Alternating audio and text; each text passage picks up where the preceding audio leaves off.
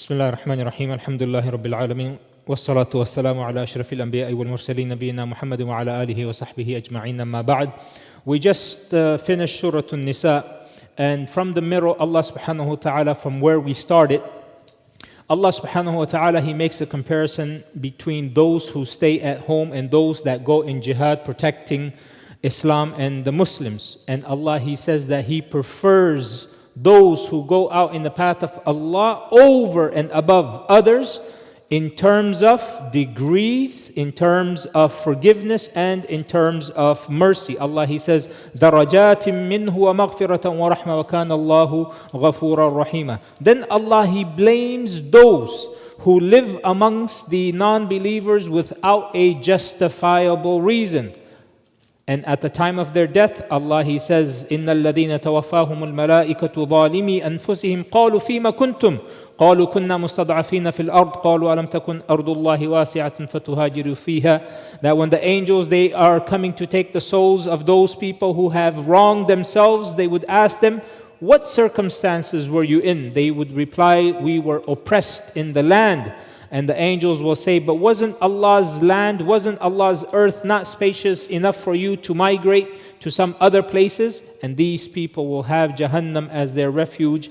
What an evil destination that is. And then Allah, He tells us that anyone who migrates for His sake, Allah will take care of them. He says, وَمَنْ يُهَاجِرْ فِي سَبِيلِ اللَّهِ يَجِدْ فِي الْأَرْضِ مُرَاغَمًا كَثِيرًا وَسَعَةً. Anyone who migrates for the sake of Allah will find a refuge and a great plenty in the earth. Allah will suffice him. Allah will go ahead and provide for him. And if anyone leaves his home as a migrant for the sake of Allah, towards Allah and His Messenger, and then he dies on the way, his reward is with Allah for sure. Then Allah, He tells us that when you are traveling in the land, when you are a traveler, then you can go ahead and shorten your prayers. Then you can go ahead and shorten your prayers. Allah, He says, وَإِذَا ضَرَبْتُمْ فِي الْأَرْضِ فَلَيْسَ عَلَيْكُمْ جُنَاحٌ أَن تَقْصُرُوا مِنَ الصَّلَاةِ. That you can go ahead and make qasar when you are traveling. Now, according to the Hanafis, according to the madhab of Imam Abu Hanifa rahimahullah, a person, he must do qasr. In person, he must shorten the prayers, because as it comes in hadith of Sunan at-Tirmidhi, the Prophet ﷺ, he said that it is a charity that Allah has bestowed upon you, so accept His charity. Now, according to the other scholars, it is a sunnah whether you want to shorten your prayers or not. That is going to be up to you. But the minimum distance that the scholars, they agreed, is about 89 kilometers, which used to be traveled in 2 days, including taking a rest and so on. Now, according to Ibn Taymiyyah and Ibn al-Qayyim rahimahumullah, they have taken the opinion that anything that is considered to be a travel, anything that is considered, or anyone who considers someone else to be a traveler, if you consider yourself to be a traveler after traveling 100 miles, will someone look at you and say, this person, he's a traveler? Then this is where your shortening of the prayer comes. But if you travel 100 miles, and it is very normal, it is very common amongst the people that traveling 100 miles nowadays is nothing. People go and do that in 1.5 hours, 2 hours, and they are not considered to be travelers. So then it will not fall under the ruling of being a traveler, and thus you cannot shorten your prayers. And then Allah, He tells us that once we are done with the prayer, we should continue to remember Him. فَإِذَا قَضَيْتُمُ الصَّلَاةَ فَاذْكُرُوا اللَّهَ قِيَامًا وَقُعُودًا وَعَلَى جُنُوبِكُمْ. That when you have completed the prayers, remember Allah standing, sitting, and lying on your sides. And one of His remembrance, one of the ways that we can always remember Allah, is to always say astaghfirullah. And then following immediately after that, Allah, He says wastaghfirillah. Say astaghfirullah. Inna Allah kana ghafura rahima. Why is Allah subhanahu wa ta'ala telling us to seek His forgiveness? Because He says in the following verse, anyone who does an evil or wrongs his own soul, and then he asks Allah for forgiveness, he will certainly find Allah to be most forgiving and most merciful. Allah, He forgives every sin except the sin of shirk, in which Allah, He says, إِنَّ اللَّهَ لَا يَغْفِرُ أَن يُشْرَكَ بِهِ وَيَغْفِرُ مَا دُونَ ذَلِكَ لِمَنْ يَشَاءُ. Allah will forgive every sin except the sin of shirk. If a person dies upon that, Allah will never forgive that individual. And then Allah, He tells us about the hypocrites, and He says, give the glad tidings to the hypocrites that for them is going to be a painful punishment. Now, what is their sin? Their sin is, one of their sins is that, but as Allah, He mentions in this particular surah, one of their sins is that they take the disbelievers as allies against the believers instead of the believers. And then Allah, He says, do you think that you're going to go ahead and seek honor through them? Verily, all honor belongs to Allah entirely. And their punishment is going to be what? Allah, He says, إِنَّ الْمُنَافِقِينَ فِي الدَّرْكِ الْأَسْفَلِ مِنَ النَّارِ, that they will be in the lowest depths of the hell, and no one will be able to help them. And one of their qualities is when they get up for prayer, وَإِذَا قَامُوا إِلَى الصَّلَاةِ قَامُوا كُسَالَى. When they get up for prayer, they get up very lazily. They get they as if they don't even want to pray.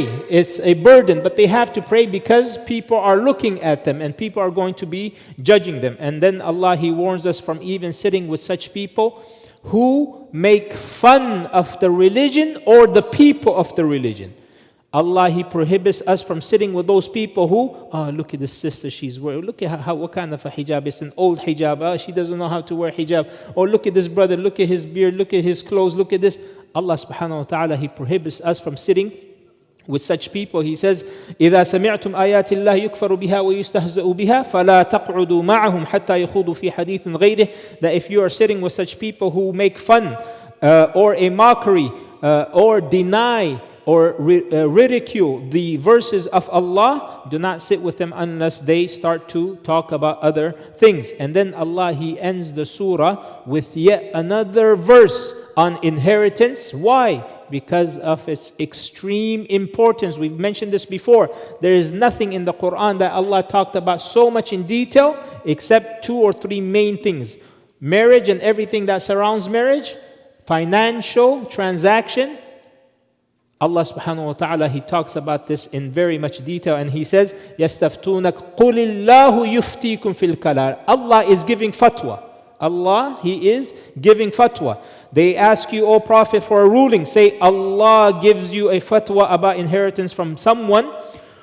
If he was to die without a child, and he doesn't have any parents, if a man, he leaves no child behind, and he leaves no parents, meaning no one up, no one down, no ascendants and no descendants, except the branches. And if he leaves a sister, and then maybe he leaves others, like his uncles and aunts, how much does the sister get? She gets half of the inheritance, which is more than what her uncle is going to receive. And we mentioned this yesterday, that it is only one case in which a woman, she's able to inherit property and wealth in 34 different instances. 14 of those instances, she gets more than a man. And one instance, she gets half of a man. But of course, you will find the detractors of the religion, the detractors of Islam, trying to go ahead and pick on that one instant and make such a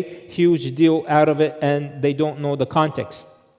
The beauty of ending almost every single surah is when Allah, He talks about inheritance in this particular surah, then immediately He starts Surah Al-Ma'idah by saying, Ya ayyuhalladhina amanu awfu bil-uqud. O you who believe, fulfill your obligation, your financial obligations.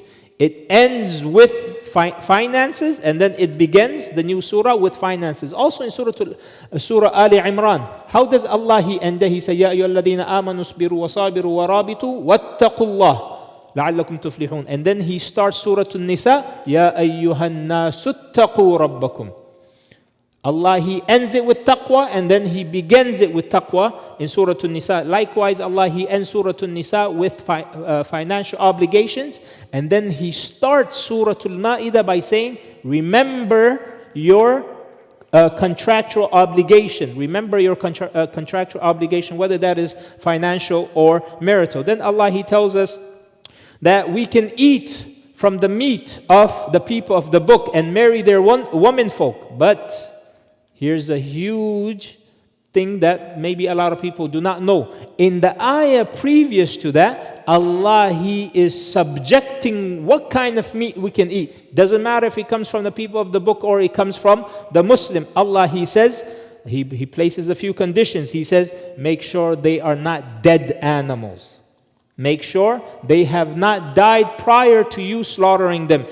Blood is haram. The flesh of swine is haram. And any animal that is killed by strangulation or a violent blow. And now we know how the animals are being killed and tortured nowadays. We know for a fact that they are not being slaughtered the way Allah subhanahu wa ta'ala has legislated. In fact, it is according to the FDA regulations that you need to stun to kill. Stun to kill. This is the FDA regulations. So we find that all of these meat that we have, either they are being killed without being slaughtered, or they are being stunned without being slaughtered, and therefore it all falls under the category of dead meat. Whether it comes from the Muslim or anyone else, it is not permissible for us to consume. We ask Allah subhanahu wa ta'ala to make us from amongst the people of taqwa. May Allah subhanahu wa ta'ala allow us to worship Him in a manner that is pleasing to Him. May Allah subhanahu wa ta'ala accept from us all of our fasting, our du'as, and our worship to Him in His purest form. Subhanakallahumma wa bihamdika ashhadu an la ilaha illa anta astaghfiruka wa atubu ilayk.